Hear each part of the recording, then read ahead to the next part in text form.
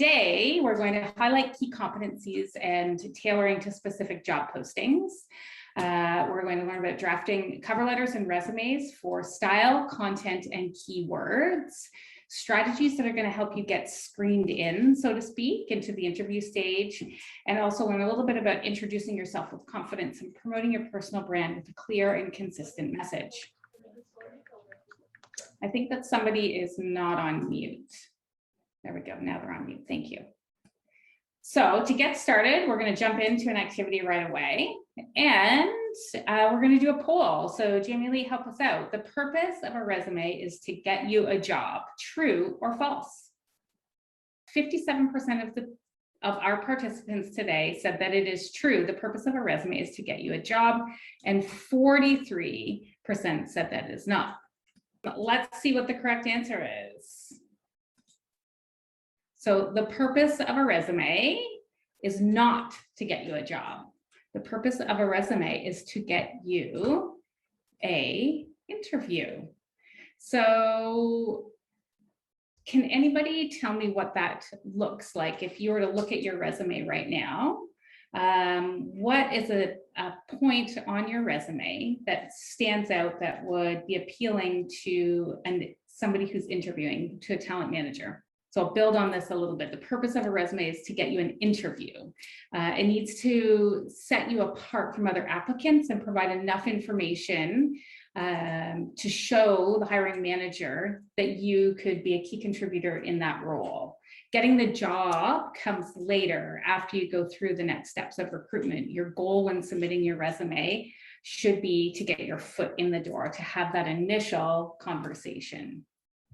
So first part of finding and selecting a job that you want to apply for is to find the job. And as you look and screen in different platforms to look for roles, many roles, all roles in fact, have certain what we call job qualifications. So we're going to break that down so you have a really firm and basic understanding of what the qualifications are looking for. So when you're reading an actual posting, you're going to be able to read it and break it down with confidence and then submit your application and or resume accordingly. So let's take a look at the kinds of things that are asked for in a job posting. Ready? Okay, so you'll see on the screen that we have 4 different job qualifications. And the first one that you see is essential. So your essential qualifications are your must-haves.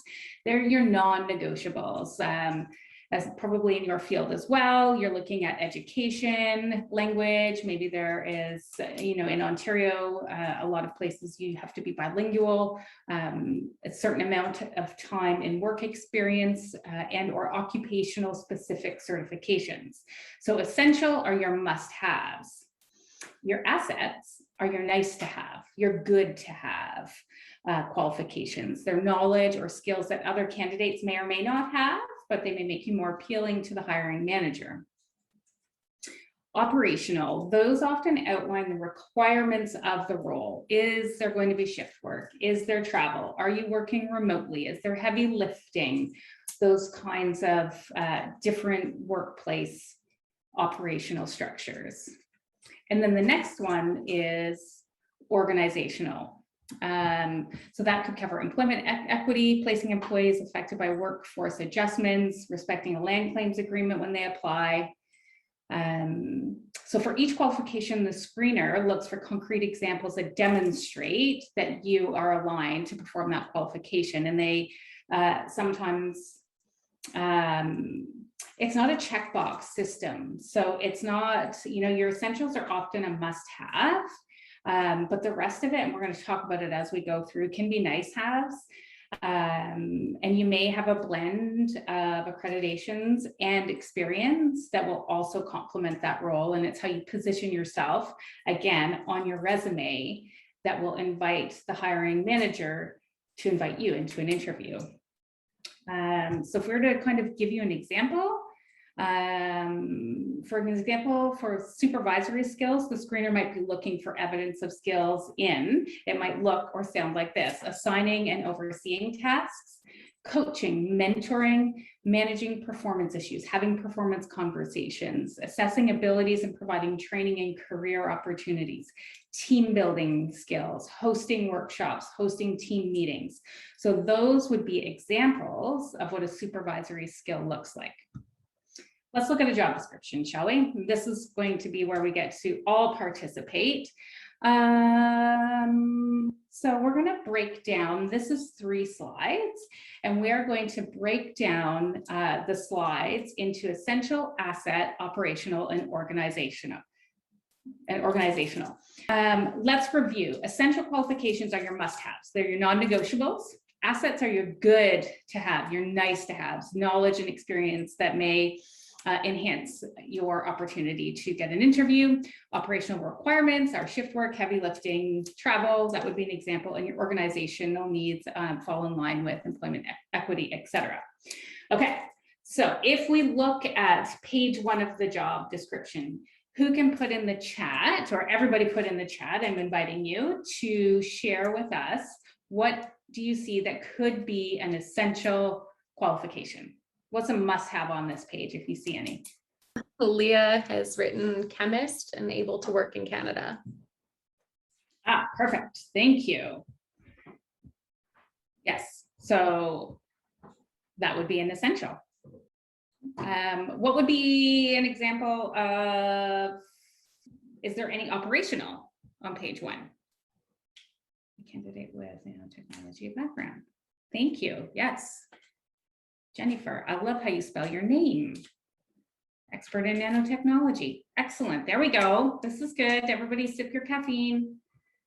I'm gonna move over to page 2, and we're gonna do the same thing because it is a 3-page job description.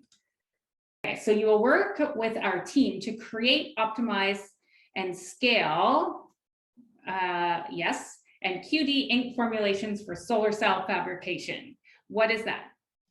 Is that operational? Is that organizational?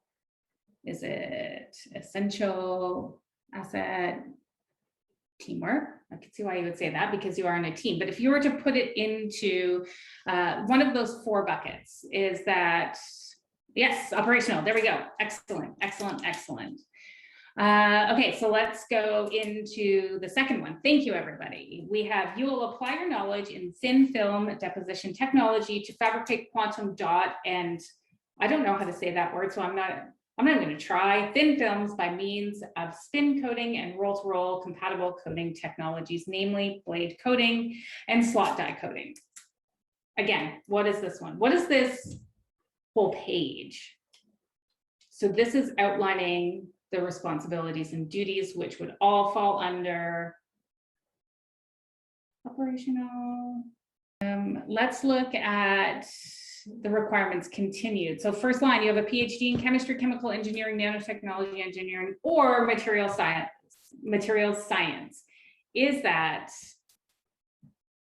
essential? Yes, yes, yes, yes. Good, good.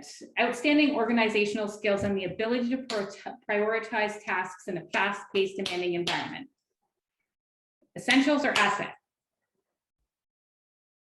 Asset.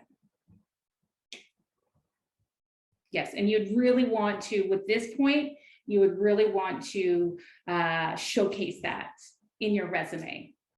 You have experience in managing and motivating a team of driven scientists and engineers. Asset, is that a nice to have, or do you think that that's a must have? Would you feel comfortable applying for this position if you did not have leadership experience? You have experience in managing and motivating a team of driven scientists and engineers. For me, depending on all of the requirements outlined, I think that you have to look at it collectively to be able to see if your experience and qualifications can align with what the posting says. You have extensive experience in handling and fabricating air and moisture sensitive inorganic and organometallic nanomaterials and links. Nice to have or must have? Must have, you got it. Yes. What about, let's talk about this one. You have excellent communication skills among colleagues, industries, and suppliers.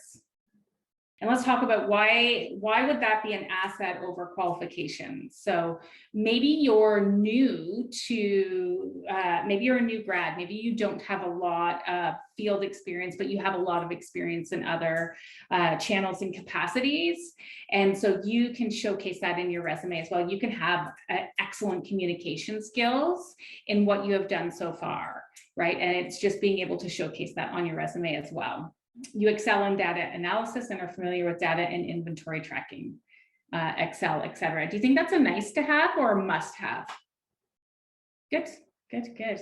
So we have a couple of varying, and absolutely, it's really interesting because if you had 8 out of 10 of these requirements, so to speak, and the one that you were missing was being familiar with data and inventory tracking, Excel, etc. Do you think that that's something that you would be able to learn and adapt to in that workspace quickly? Yes, thank you, absolutely. So that's teachable and you have the capacity to learn. So that's a little bit about job postings. So then we talk about the competencies moving into the job posting. So how do you demonstrate your competencies on your resume? Dropping things. So we can look at it as knowledge, skills, and attributes. Okay, show me on a resume that you meet the requirements of the job qualifications. And how do we do that? So your knowledge can be gained from formal education, training, courses, self-study, research, job shadowing, and experience. Your skills is the application of the knowledge. It's the ability to perform a task through practice and experience. And your attributes is the personality characteristics surrounding that competency. Are you cooperative? Do you have an open mind? Do you have a growth mindset? Are you a team player? Do you have a calm disposition? Are you logical? So let's break it down to a really simple format. Let's do it into changing a car tire. So the knowledge of changing the tire on your car is I can accurately describe the steps to change a car's tire. I'm going to do a YouTube tutorial. I have the knowledge to do it. The skill is I have actually changed the tire on my car.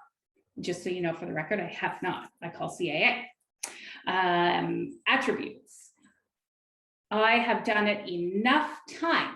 I have changed the tire on my car enough times that I can 30 minutes without stress and happily teach others how to do it. So review, knowledge is the information, right?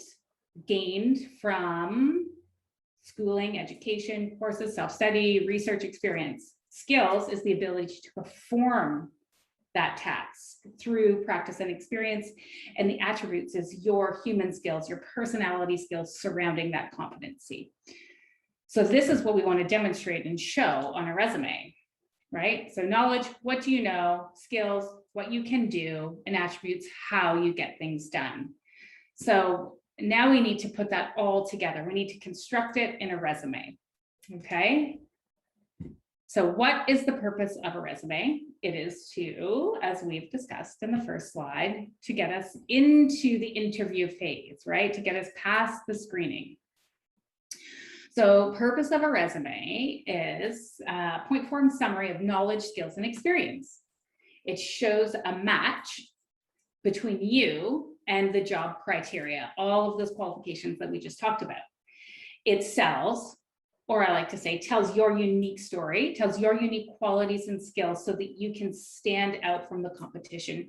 I really want you to understand how important that is, because as a recruiter, as somebody who's screening resumes, you don't get a lot of visibility if you make it past the applicant tracking system. You're looking at anywhere, there's lots of studies that give you different metrics, but you're literally looking at about probably a 10-second to a 2-minute window from that screen. So you want to make sure that you're telling your story the best way that you can. Let's do a poll. Okay, so true or false, resumes and CVs are essentially interchangeable. Okay, because I think especially with people in your field, there's going to be a lot of talk about CV and resumes and what do you use and what's the difference and is there a difference? Is it the same? So resumes and CVs are essentially interchangeable. Can you apply for a position with either one? Can you use both? True or false? Are we good? How many people do we have, JL? It's looking like we are at, yeah, 65%. Say 63% going down here, say that false resumes and CVs are essentially interchangeable, and that is accurate. The differences between the two are a lot different, okay? So the differences between the two include structure, the content, and the length. So your CV is a summary of all of your experience. It can include, hey, why is that poll popping up? Sorry, everybody. Sorry, your CV can include so much more than your resume. Your resume needs to tell your story in a maximum 2 pages. So let's kind of take a look at a resume. It's a summary of your experience and the skills that are most pertinent to the position that you're applying for. Okay, it is not about everything that you have done in your academic and work career. A CV is a full list of your professional and educational history. If an employer wants a CV, they're going to ask for a CV. That's an invitation for you to provide that. When do you use it? Every other type of job outside of academia and research science is when you use your resume. Academic positions and research positions in government and industry often will ask for a CV. And when they ask for a CV, that's when you use it. And that would be the only time.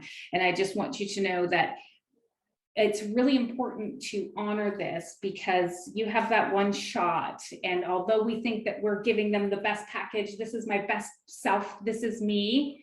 Look at everything that I have accomplished, and you send that hiring manager 8 pages, you're going to lose your audience unless they've asked you for it.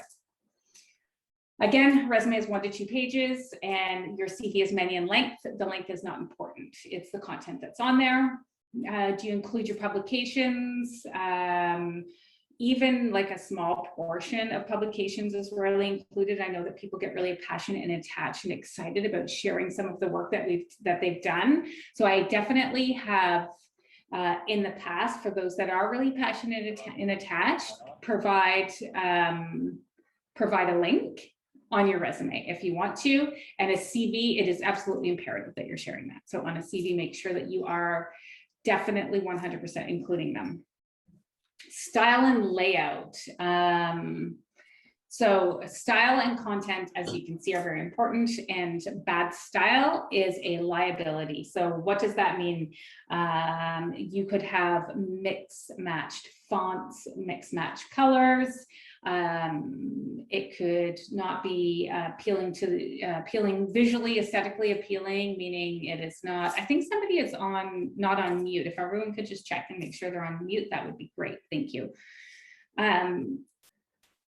Yes, so you want it to be appealing. If it is not appealing, it is a liability and you will get to the bottom of the pile.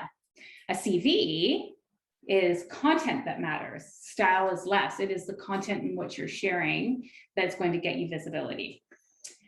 Should you modify your resume to be adapted? Resume should be adapted to fit each specific job to which you're applying for. Yes, yes, and yes. However, your resume should be tailored enough that it's not a make-work project for every position that you apply for. It should tell your story in those 2 pages that you only have to make some minor revisions. If you're retelling your story, then you may want to have different versions of your resumes if you're thinking of going into 3 really different fields, but your experience and your education remains the same. So there's only some portions that should really be tweaked on it. CVs do not need much alteration to fit each specific job opening because the content, it's the history of your profession and educational history. Any questions at this point? To see, oh, we have a question. Let's see. The CV resume should include a picture. Yeah, so this is a really great question. And I'm just going to say, this is such a good question. We get it all the time. And everybody has their own style. A best practice in what we see as, a company that runs coast to coast in Canada, and we kind of see what works and what doesn't work. I would say no, absolutely not, for many reasons. What would be, let me ask you this, what would be the point of putting your picture on there? So I'd say no, because that is valuable space to talk about other things. It also can be, conversations have been had that it is almost like an unconscious bias, right? When you deliver a CV with, or a resume with your picture on it. I don't understand what the outcome would be with the picture on it. I hope that answers your question. Yes, great, thank you. Okay, moving on, here we go. So this is a resume, and a resume that is more in line with your field. And there are a couple of different types of resumes if you want to compartmentalize, and one is chronological and one is skills. Chronological resumes are the ones that you are probably most familiar with, and they list all of your professional experience in a chronological order. And then there's skills-based resumes where you focus on the skills and they're on top. What you're looking at is a hybrid. The chronological really is useful because it makes for an easier flow in the storyline. It emphasizes on progression and your steady history of work.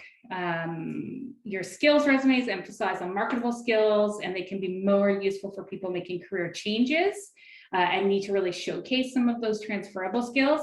This, you're getting the best of both worlds. I like the hybrid. I am a fan of hybrid because you are able to articulate all of the things.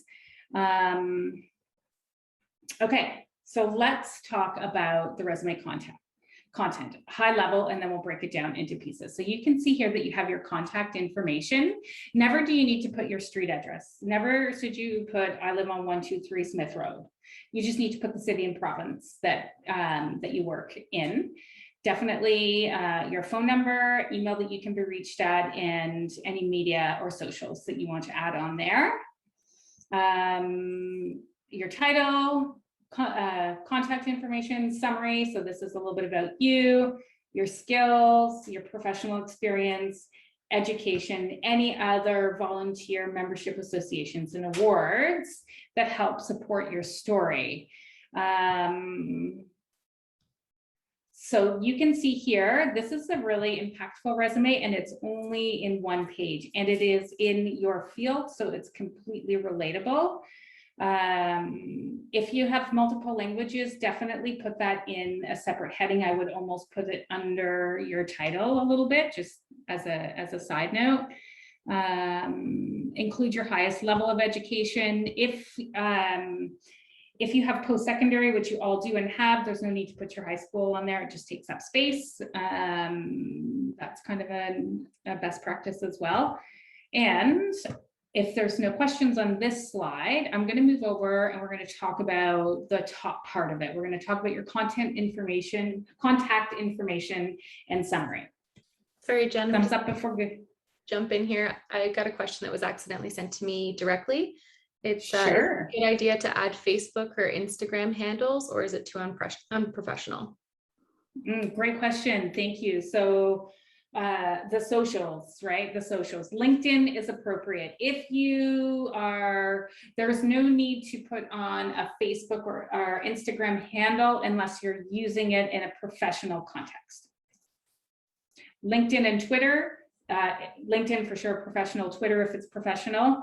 I would keep it to LinkedIn and or Twitter. And if you wanted to include your other socials because they have impact on your business and your brand and your career, then yes. If it's personal Facebook and personal Instagram, absolutely not. There's no need. I hope that's helpful. Here we go. How important and how much? Oh, Jennifer, you've got great questions. Okay, so I'm going to address Jennifer's here. How important or how much impact does LinkedIn have? So LinkedIn is a really powerful networking tool. It's a really great way to be visible in this career landscape that we're navigating through, especially as we are in this pandemic. I don't even want to call it post-pandemic because we're not in a post-pandemic.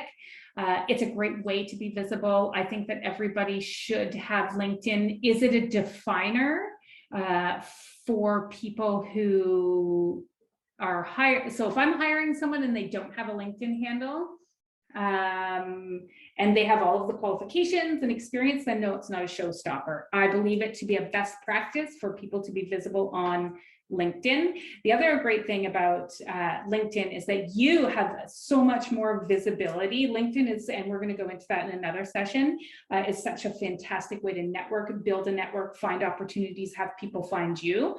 So yes, it's important to have LinkedIn.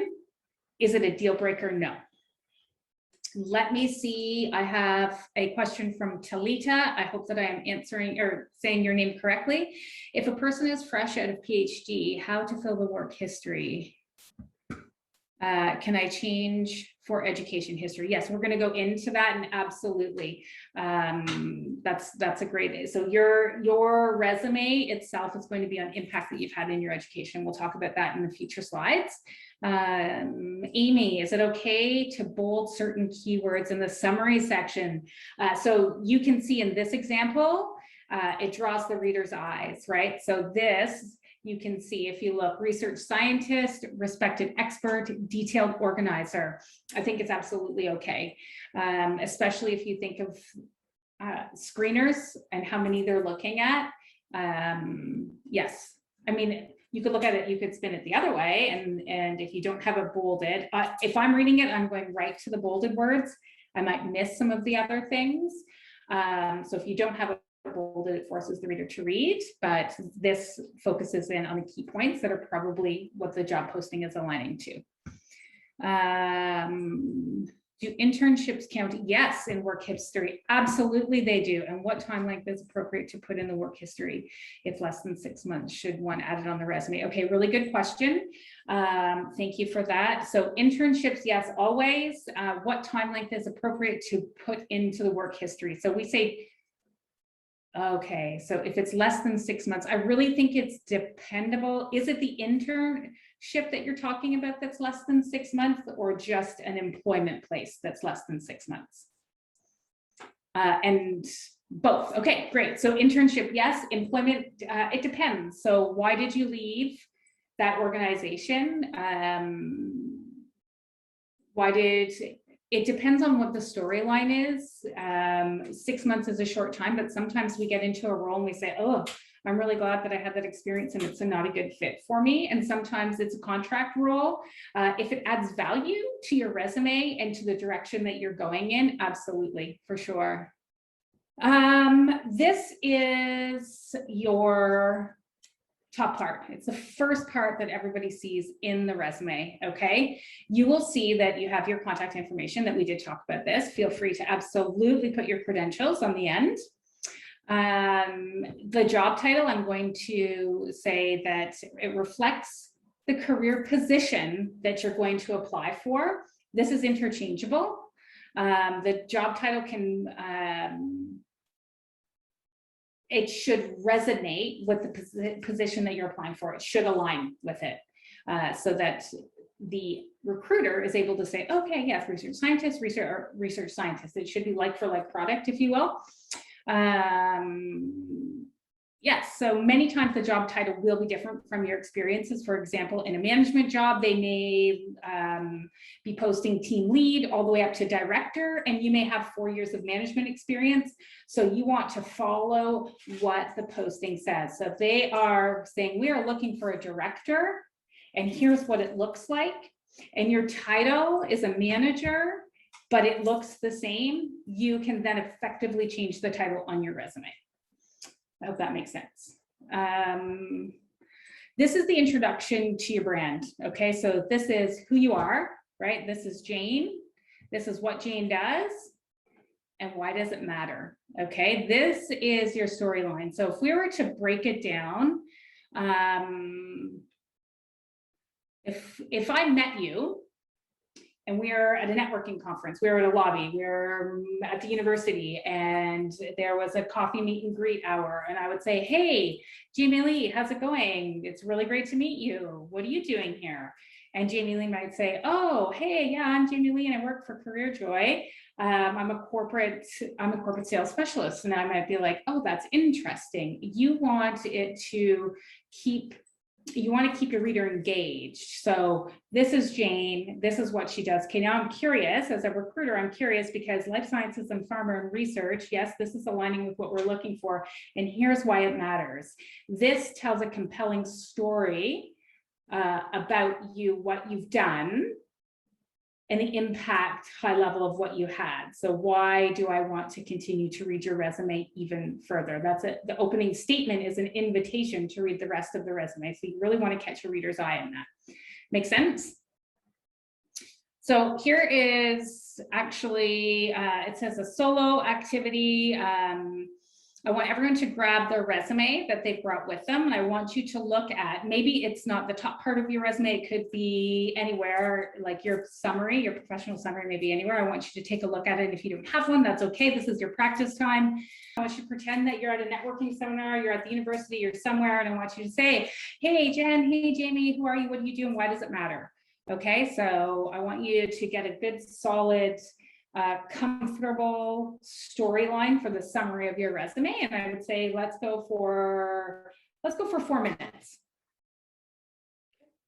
Welcome back, everybody. Who was able to identify their brand, who they are, what they do, and why it matters in 3 minutes or less? If you found that to be awkward and uncomfortable, yet exciting, can we have a thumbs up or a high five? Raise your hand. Who found it to be really challenging? Raise their hand. Ooh, there's some thumbs up. That's great. So for those of you that are raising their hand that found it a little bit challenging, you are not alone. So at CareerJoy, we get to work with people all the time that are that have a hard time understanding their value and articulating it, or maybe they do understand their value but putting it down on paper. So this takes time, and I encourage you, like Google is a great resource to find different, resume profile summaries in your field, and start pulling stuff, right? Make it your own research paper and put together what you have in here, what you have on paper, and then tell your story and make it compelling, right? This is your chance to invite the reader in. Yeah, so what should be the max line numbers of good summary statement? I do not have a quantifiable answer for you, but I will tell you it really depends on how much you have to fill the page. So if you are a new grad and you don't have a lot of experience to necessarily put, then you could make your profile summary really large. This is typically a best practice if your resume is 1 page, a paragraph. You don't want to lose the reader in a story. Right? Everything should, as you progress into the resume, you want it to be easily digestible and punchy for the reader. So I would never say like a half page at the max, depending on the posting. Some postings ask you to, do some creative writing, and that would be an exception to the rule. This here, what you see, maybe plus a couple of lines would be a great best practice for max. Is that helpful? Anybody else have any questions or thoughts or feedback about their breakout rooms and their experience there? Hi, Jennifer, I have a question. Hi.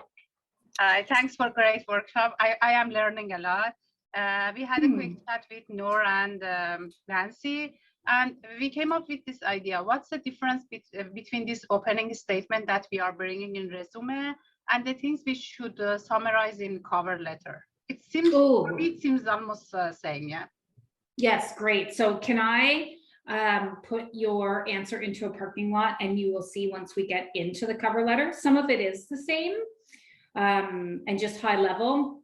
Your cover letter is going to speak to it more specifically to the job posting. This is you, this is your story. Your cover letter is going to be more specific to the role. May, do you suggest some more prompts to find out what my brand is?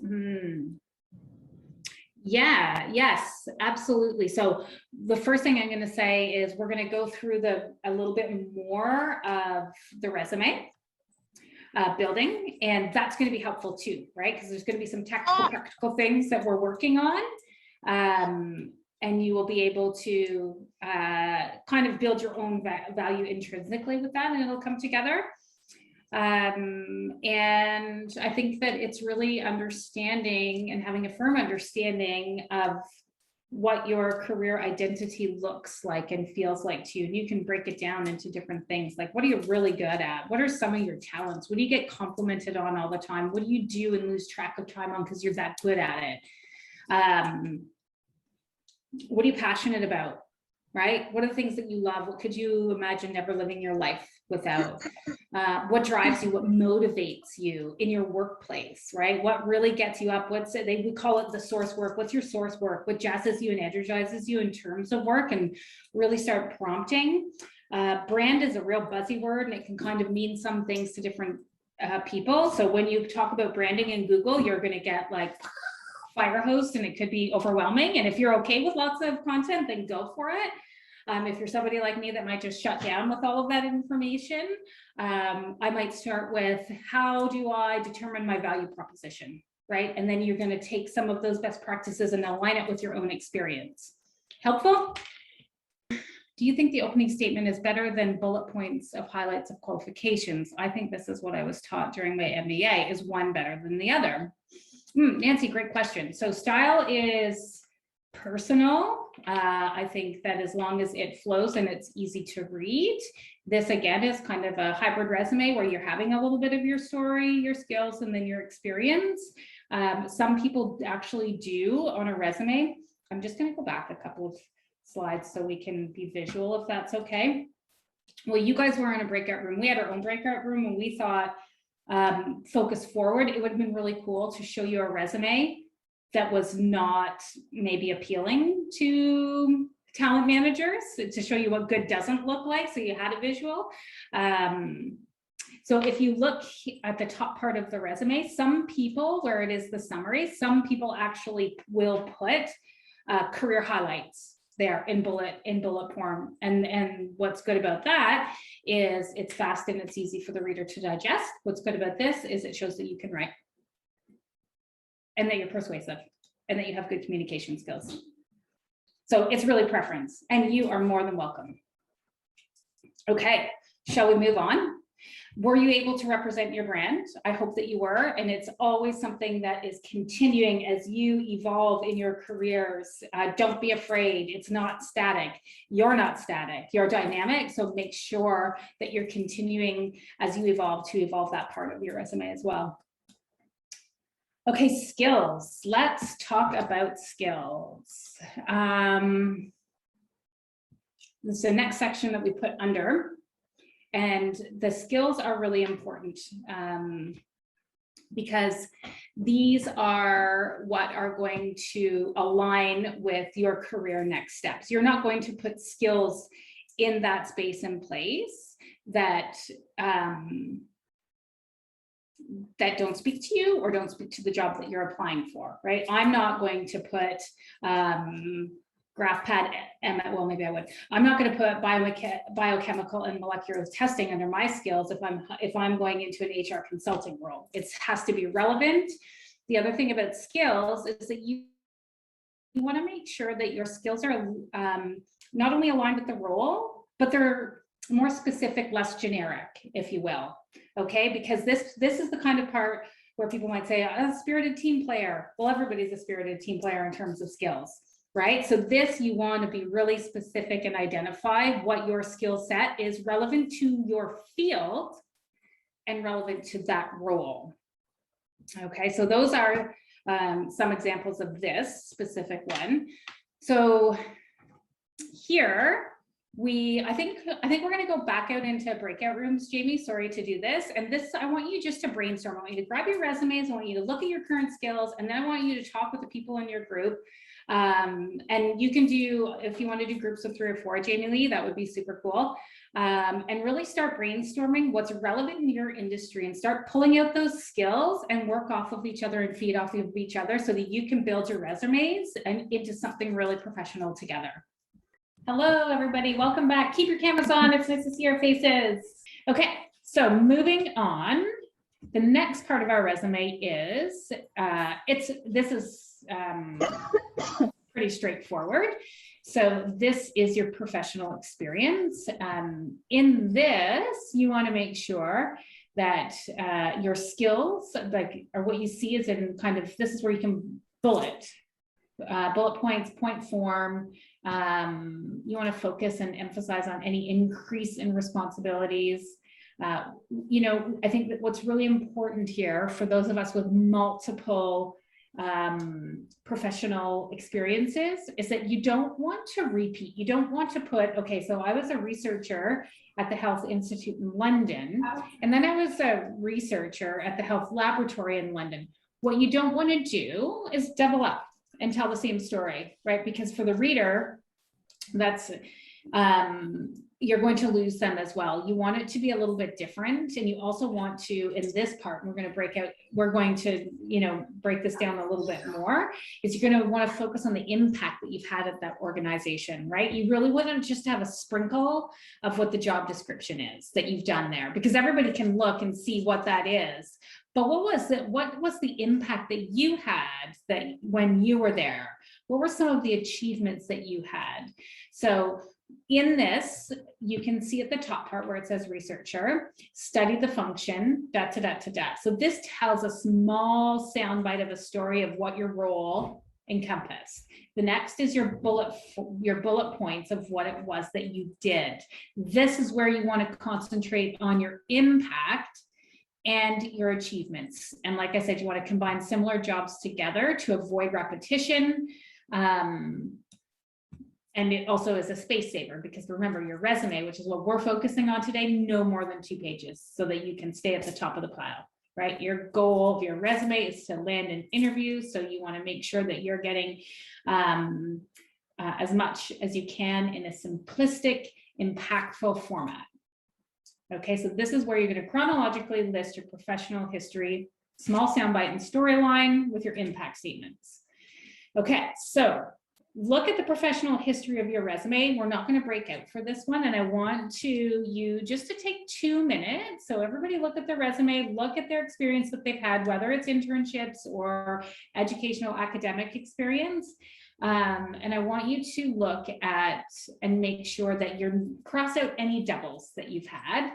Make sure that you're chronological, focus on your skills rather than the tasks. Emphasize on any increases in responsibilities. Show any advancements that you've had as well, and combine jobs together to avoid repetition. So keep going on this, make notes, you know, to be continued so that you're pulled back to it. So the next part is the accomplishments. So this is how you can focus on the accomplishments in your resume. This is breaking it down a step further. Okay, so accomplishments are things that you want to capture. If you have improved a process, achieved more with less, saved money, reduced costs, had impact, like we just talked about, then you have accomplishments to showcase. So we're going to get down a little bit more granular. And we're going to talk about skill plus how plus impact. So these are the building blocks to writing your accomplishment statement. So using this formula to write complete accomplishment statements, then you can mix it up and change the order. So tips for writing accomplishment statements are: focus less on your job duties, on more what you accomplish. So that's a repeat. So we're going to reinforce that. That's your theme. That's your thread. Start your statements with impactful language, such as action verbs, right? Reduced, increased. Use quantitative measures when you can, with an emphasis on tangible results. the more that you can put in that statement in terms of measurements, results, impactful verbiage, the more you're going to attract your reader, right? Because the more value you're going to show and the more value will add to the potential employer. Focus only on skills and experience that are relevant to the job that you're seeking. The rest is just noise, and then you're making the reader or the talent manager sift and sort, and that is just a lot of work when somebody has a stack of 100 resumes to go through, mixed in with a couple of CVs. So skill, how, impact. Let's take a look. Let's break it down even further. So red is the skill. Over 6 months, built strong relationships with a team of 8 employees. How did I do that? By scheduling weekly team check-ins and monthly individual meetings to discuss projects and goals. Green, impact, resulting in a higher level of trust, cooperation, and team cohesion, right? So that's telling me that I built trust and strong relationships with a number of employees, right? So I can work in a small group, and this is how I did it. So that's showing me that you can lead and be a team player with a real tangible example. Let's look at another one. Let's look at 3. Okay, so effectively trained and coached 15 plus new employees in 2020 on new procedures to manage complaints, increasing customer satisfaction by 25%. So there you can see that here is the skill. So I trained and I coached. Here's how I did it.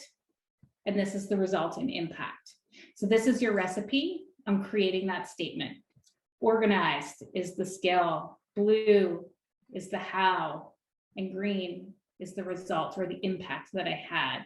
Okay, who wants a turn? You guys get to have a turn now. This is really important. This is going to be one of the key factors that's going to set you apart in the job market, is being able to tell the impact that you have had in your academic career or your professional career.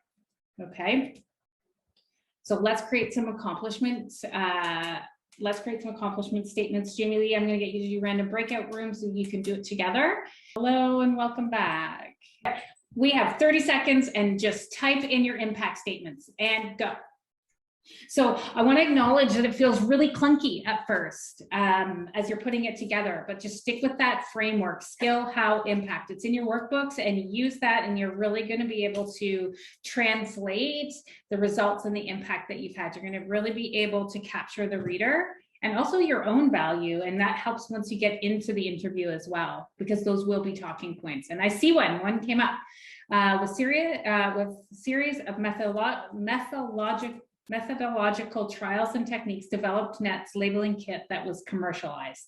Yes, okay, Olga, we're in a group together. I love that you put it all together, and I would start off with develop NET's labeling kit through a series of methodology trials and techniques, and the outcome was that they were commercialized. So I would just put developed at the beginning, right? That's that action verb. That's the increased, reduced, stabilized.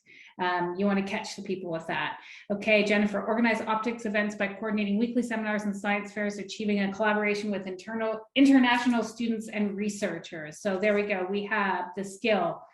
We have by coordinating how with international students and researchers. So what was the impact of that, Jennifer? I think that for me was like achieving the collaboration with international students. Okay, excellent. And that's what I perceived as it was too. I just wanted to make sure that that was clear. Thank you. Okay. Thank you for sharing, Olga and Jennifer. We have time for another one. Here it is. Cora, I'm a results-oriented person, and over 9 years, I've worked in 5 major projects and have published over 10 peer-reviewed publications in well-renowned international journals. So that is great. And I would somehow take that really impactful statement, and that should be somewhere in your profile, in your cover letter. I would take a results-oriented person, and I would say published over 10 peer-reviewed publications, right? That's the skill. How was working through with 5 major projects, and now are in, and now branded and well-known in international journals, right? Follow the flow. What is that? I am a results-oriented person comes in the cover letter or your profile summary. These are your impact statements that are going in your professional summary.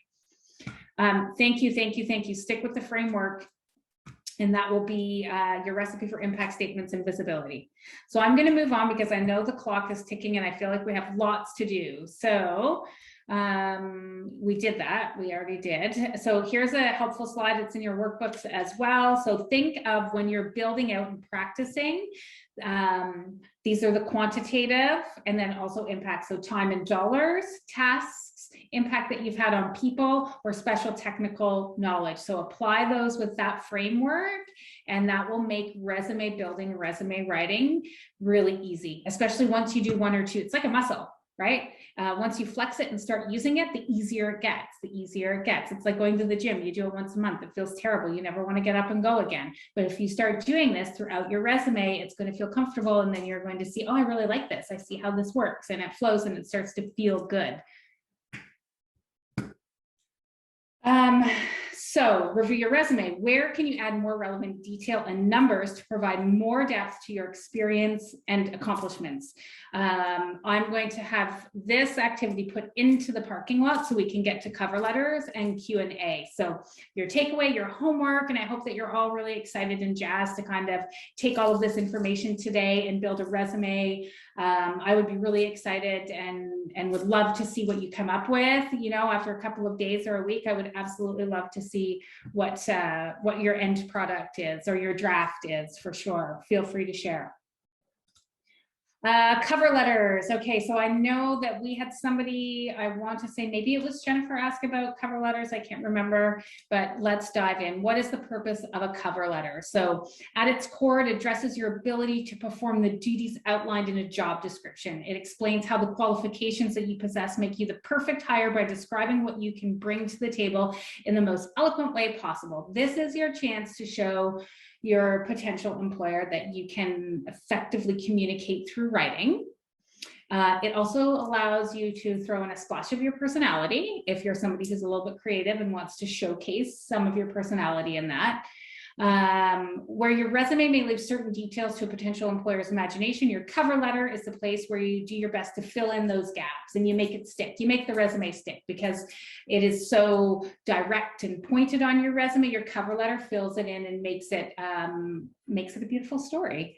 Aside from the basic elements of a cover letter that an employer might want to see, the hiring manager is going to want to know how you stayed resilient through this kind of chaos in this world that we live in too. So the pandemic has affected all of us. So if you can even talk to that and how you've managed through adverse times, that's kind of cool too. A nice added to have. Why is a cover letter so important? It fills in the gaps. It tells your story. It's an invitation for the employer to want to learn more about you. So you have one shot. Here's your first impression, right? You want to lead with something powerful. So I'm sorry, I forget the name, who just said, I talked about, 9 years of being results focused, I think was the statement, right? That's something really catchy. Okay, now I want to know more. Okay, you've got experience. This is great. You're driven and you're results oriented. This is great. I'm captivated. These are some qualities that are important to us. I'm going to read more. You want to convey your enthusiasm, highlight any mutual connection in terms of not necessarily, if you do have somebody that you're networking with, then that's an invitation, do it. So mutual connection as in people, or mutual connection as in affiliation. I really love this organization because, again, lead with an accomplishment, showcase your core values. It's important to definitely tailor your cover letter to each position.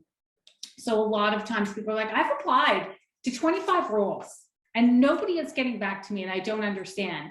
And it's the same cover letter, right? And they're not taking parts out. You can have a framework of a cover letter And so that you may have in the background, you know, the words that you're going to take out, but it's enough to tell your story. And then you put in applicable words from the job posting. But if you're sending the same thing out and you're not revising it, it's very generic, and any talent manager is going to see through that. Okay, this is your case. This is your opportunity to showcase. It's an invitation. Don't rehash your resume, right? You want to fill in the gaps and put in your personality. You can use keywords from the job description, absolutely, so you can see the alignment. Always include the job title and the reference number in your cover letter. And then you always close your cover letter with a call to action, meaning an invitation to the recruiter or employer. So here's an excerpt from a cover letter, and you'll see it's kind of broken down. And in your workbook, it also tells you a little bit about the framework and formatting your cover letter. Lots of greetings and salutations. So outlines my experience as a research associate in my education in infectious disease. I'm an experienced researcher with 13 publications in international. Hey, this is, yes, peer-reviewed journals, right? So there it is. Hi, I've got you. Let's talk more, right? This is great. I can assure you that I would be a suitable candidate for the quality assurance bioanalyst role. What's impactful about this statement? What do you think is? Somebody throw something in the chat.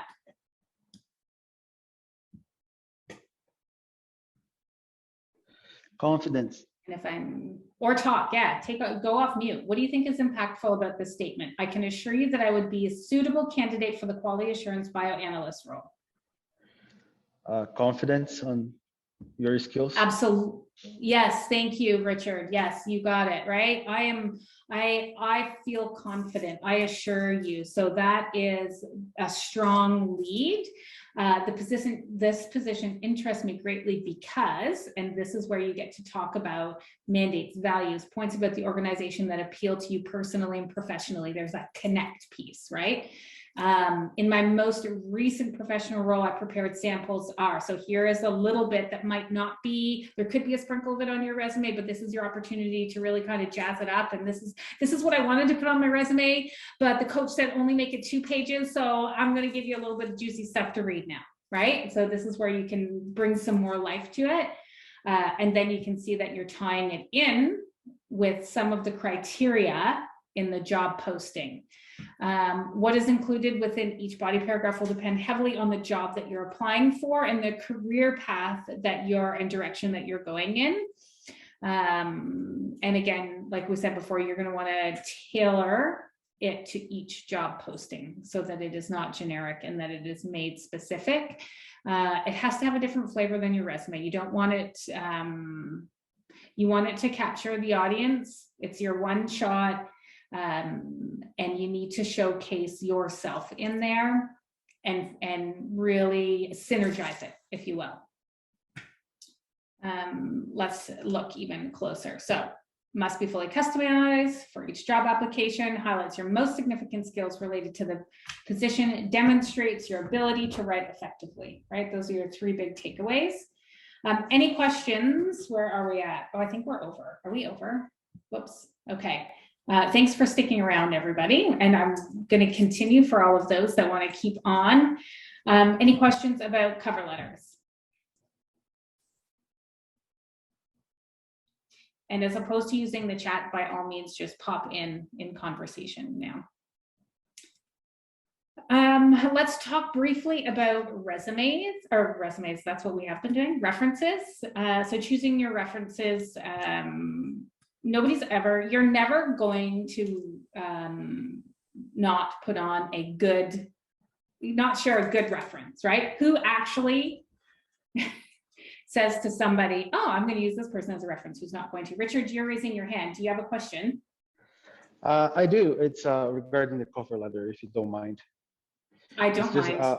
Yeah, is there a length that it cannot go over? It should be like a page, or is there anything like that? Oh, yes. Yeah, 4 paragraphs, 1 page tops. And it does outline in your workbook kind of the flow of what that should look like.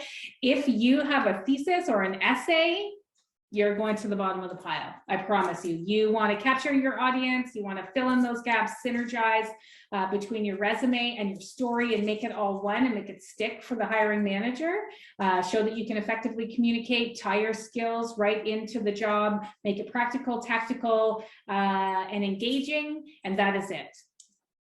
The more you put, the more chance you're going to lose your audience. I hope that's helpful. Yeah, thank you very much. You are welcome very much. So who's going to be a good reference? A support person or a manager, current or previous, team or project lead, committee chairman, university or college professor, head of a volunteer organization, someone who you reported to either officially or unofficially, and someone who has knowledge of your abilities and results. So someone who has knowledge of your abilities and results often comes in our peers, right? Those are the people that you work closely with on a day-to-day basis. And they're the ones that really know how you work. Our managers and our support people are excellent because they have these amazing leadership skills that can really tap in and have inroads into how we think, build trust, communicate, have results. But our peers are people that we are collaborating with day in and day out. And they're excellent to use for references as well. And then there's obviously etiquette around references in choosing your references. Always ask for permission so that that person knows that they're going to get a call from an employer. It doesn't catch them off guard. Ask your reference what they would say about you. Is it positive? I'm going to guess if you're asking that person to be their reference that it's going to be positive. And if it's not, I'm going to say don't even call them. Provide your references with your application and information about the job so they understand what you're applying for and sort of what it looks like, and they can make sure that they're speaking to some of those competencies and qualities that would align with that. Provide the relevant contact information, include your supervisor if and when possible, and always share gratitude with your references because it is a lot of work. It usually takes time out of somebody's day and they're working, and it can be disruptive, so to speak. Even though people love giving references, it is disruptive. So showing gratitude is always a best practice as well. That is all I have on references. Any questions about that? I think that's pretty straightforward, isn't it? I want to say thank you for staying a little bit later than anticipated. Sometimes that happens. And I would also like to just sort of review what we covered. And that looks like how to highlight and tailor competencies for a specific job posting. Thumbs up if we did that. How to manage your references. Thumbs up if we did that. How to draft your cover letter for style and content, and strategies to help you get screened in for resume construction. So thumbs up if you feel like we've covered that. And I would love to invite anybody who's has any burning questions at this point. Oh, they're coming in. Oh yeah, ideal font and font size. I don't know if that's in the workbook. You're looking at Arial, Times New Roman, 12. Either of those. And as long as it's consistent, right? And you don't want to go into any kind of calligraphy. It needs to be easy to read, appealing to your audience. And if yes. How many should we include? Great question. And sometimes how many references should you include? So you don't have to include references on your resume. They take up space. This is in addition to. So references, the employer will ask you typically. So always have, references in your back pocket. So once you get into that interview stage, you know who you're going to ask and you kind of have their contact information. What you don't want to do is get into, so now you've submitted your resume, now you've had a phone screen, now you've had an interview, and they say, that's great, can you provide us with 3 references? You don't want to scurry around and not have contact information for those people. So as you start to get out into the world of recruitment and job search and networking, make sure you've got a pocket full of references that you can use as a best practice. You know who your go-tos are and have their contact information relevant. And to answer that, to Jennifer, to answer that question a little bit more specifically, I would always have 5. Typically people want 3, but if somebody's out on vacation, they're sick, they're not available, they're on a work project, whatever. So always have 5, typically use 3. Usually you're looking at 2 professional and one personal, that's sort of a blanket, but that's the norm. There's always exceptions to the norm. Anybody else for questions? Hi, Jennifer. Thank you for the good talk. It was really helpful. I just have one I'm question. glad. Yeah, I have a quick question. Like for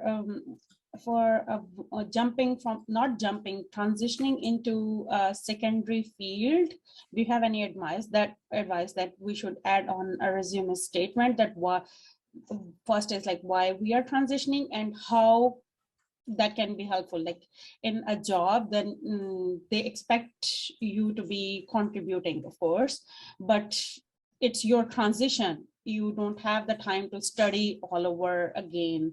But for example, I'll just I am a nanomedicine scientist, and now I want to transition into, for example, in a neuroscience field, which is really appealing, and I'm willing to get training and I'm willing to learn. Then how do we convince that in the statement or the cover letter or the email that we have? Yes, absolutely, absolutely. So that's a really powerful question. And, you know, we deal with people pivoting and transitioning every day in our workspace. And part of that is not even in the cover letter, but in networking, which we're going to dive deep into next time, and telling your story, but in a cover letter. So what in a cover letter and a resume, what's transferable that you have, right, into that field. So really pulling that out and identifying that and what's transferable and telling that story in your cover letter, right? So here's what I've studied, here's what I've done, and I'm so excited and curious and engaged into this transitioning. Here's my next step. This is where I'm going to next. I'm really excited and I'm eager to learn. I'm hoping this is the place that I can launch. Right, and obviously finesse it and fine tune it and make it sound more professional to some degree, but inviting them into that conversation and being transparent, right? Yeah, because you start from where you are. Yeah, at this point, like after PhD or postdoc, when you land into a job, the people obviously expect from you to be more contributing than the learning. Of course, there is always a learning curve, but yeah, that the invitation is a good idea, like invite for the conversation. Yeah, for sure. And how can you contribute and how can you learn? Is there spaces that you can volunteer in? How can you do you have any inroads where you can start playing in that space and in that sandbox? What can you do, right? Thinking outside the box. We're typically, you know, we can be really logical and linear. So if we open that up a little bit and expand, what can I do to gain experience and connections in the field that I want to play in, and going in that way as well. Perfect. Thank you so much. You're welcome. Okay, Rasika, with respect to including the accomplishments in the resume, how recent should they be? 10 years and within 10 years, Rasika, unless there's something like, unless you've changed the world in some capacity, and it's like it's a really high level achievement, there's ways that you can integrate that into your resume, right? There's a lot of people that have a lot of big accomplishments that could be more than 10 years, but they're really impactful on their careers, and they have to be showstoppers. We call those showstoppers. If they're older than 10 years and they're on your resume, they're a showstopper. They have to make people's heads turn. You're welcome. I would really like to include my publications in my resume because they are my outcomes. Okay, Noor, this is a dialogue that I get to have with clients all the time. So I would ask you, how many publications do you have? Is it going to fit in the 2 pages? If it's not going to fit in the 2 pages, then I would recommend that you do not put them on. But I would recommend an invitation with a link on your resume. Some of my greatest achievements and publications can be read here. Hope that's helpful.